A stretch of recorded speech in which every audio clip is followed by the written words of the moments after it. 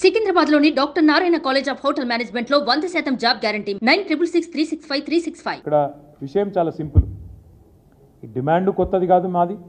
అదేవిధంగా Congress party BJP యొక్క నాయకత్వాలు దేశవ్యాప్తంగా ఉన్న నాయకత్వాలు కూడా వాళ్ళకు కూడా ఈ విషయంలో స్పష్టత ఉంది. ఏమని అవసరం ఉన్న కాడ ఇబ్బంది ఉన్న కాడ గతంలో ఇచ్చిన ఉదంతాలు కూడా ఎన్నో ఉన్నాయి.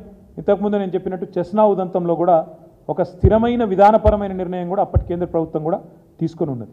ఈ అన్నింటికి మించి ఈ దేశంలో అనుభవాలు ఏంటి అంటే ఇప్పుడే నేను వైజాగ్ స్టీల్ ప్లాంట్ గురించి చెప్పిన.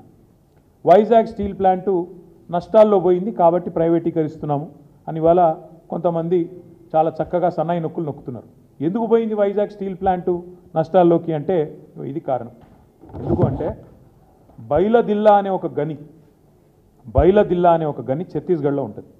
దాన్ని మాకు క్యాప్టివ్ ప్లాంట్ కింద కేటాయించండి అని వైజాగ్ స్టీల్ ప్లాంట్ అడిగితే దాన్ని కేటాయించకుండా దాన్ని అదానీ గారికి ఆక్షన్లో అప్పచెప్పింది కేంద్ర ప్రభుత్వం.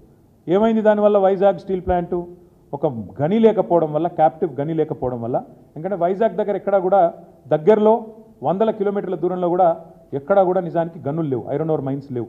Nearest is Bailadila.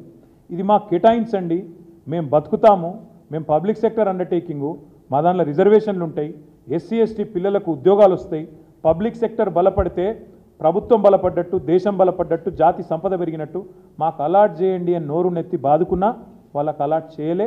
ఆక్షన్లో పాల్గొనండి, తెచ్చుకోండి అని చెప్పిండ్రు. అల్టిమేట్గా ఏమైంది? దాంతో బైలదిల్లా పోయింది, ప్రైవేట్ రంగంలో ఉండే అదానికో బొదానికో పోయింది. పోయినాక ఏమైంది? ఇవాళ వైజాగ్ స్టీల్ ప్లాంటు నష్టాల్లో పడ్డది.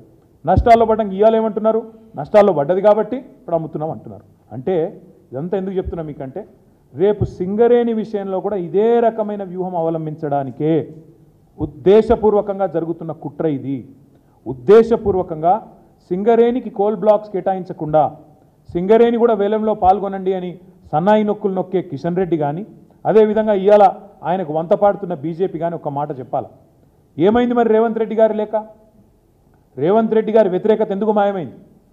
2021 డిసెంబర్ 11 నాడు కోల్ బ్లాక్స్ కేటాయించండి సింగరేణికని డిమాండ్ చేసిన రేవంత్ రెడ్డి గారు పీసీసీ ప్రెసిడెంట్గా ఇలా ఏం మారింది? ఎందుకు ముఖ్యమంత్రిగా మీరు ఆ వేలం పాటలో మేము పాల్గొంటాము అనే మాట చెప్తా ఉన్నారు? బీఆర్ఎస్ రక్షణ కవచం అని నేను ఊరికే అనడం లేదు. 9.5 ఏళ్ళు కేంద్ర ప్రభుత్వం మా మెడ మీద కత్తి పెట్టినా మేము ఈ బొగ్గు గనులు ఆక్షన్ కాకుండా చూసినాం, ఎవరు వేయకుండా చూసినాం. ఎందుకంటే ఇది జాతి సంపద. సింగరేణి బలపడితే సింగరేణి కార్మికులు లాభపడతారు, సింగరేణి బలపడితే మన రాష్ట్రానికి లాభం జరుగుతుంది. సింగరేణి పవర్ మనం మర్చిపోకూడదు. సింగరేణి పవర్ ఏంటంటే, సింగరేణి కార్మికులకు ఉండే సంఘటిత శక్తి పవర్ ఏంటంటే, ఆనాడు తెలంగాణ ఉద్యమంలో 36 రోజుల పాటు సకల జనుల సమ్మెలో సింగరేణి కార్మికులు జంగు సైరను ఊదితే దక్షిణ భారతదేశం మొత్తం గాఢాంధకారంలోకి పోయే పరిస్థితి ఆనాడు వచ్చిన విషయాన్ని నేను మీకు గుర్తు చేస్తా ఉన్నాను.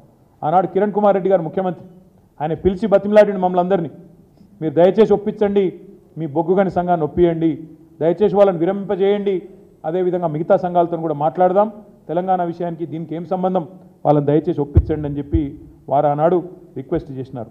ఇప్పుడు కూడా నేను అనేది అదే, ఎట్లయితే వైజాగ్ స్టీల్ ప్లాంట్ను ఖతం చేసినరో, ఎట్లయితే క్యాప్టివ్ మైన్ ఇవ్వకుండా ఖతం చేసినరో, అదే ప్రయత్నం ఈరోజు కాంగ్రెస్ బీజేపీ కలిసి చేస్తూ ఉన్నాయి. ఇది తెలంగాణ ప్రజలు అర్థం చేసుకోవాలా. కాంగ్రెస్ ఆనాడు మీరు ఆలోచించండి, మళ్ళీ చెప్తా ఉన్నాను, 16 ఎంపీలతో ఏమవుతుంది అన్నారు. ఇలా 16 ఎంపీలతోని వైజాగ్ స్టీల్ ప్లాంట్ ప్రైవేటీకరణ ఆగింది. కానీ అదే 16 ఎంపీలు 8 పంచి బ్రహ్మాండంగా కాంగ్రెస్కు బీజేపీకి ఇస్తే వాళ్ళు కూడా సింగరేణిని అట్లే నిట్ట నిలువున ఇవాళ నిలువు దోపిడీకి శ్రీకారం చుడుతూ ఉన్నారు. సుమన్ టీవీలో మీ పర్సనల్ అండ్ బిజినెస్ ప్రమోషన్స్ కోసం కింది నెంబర్కి కాంటాక్ట్ చేయండి.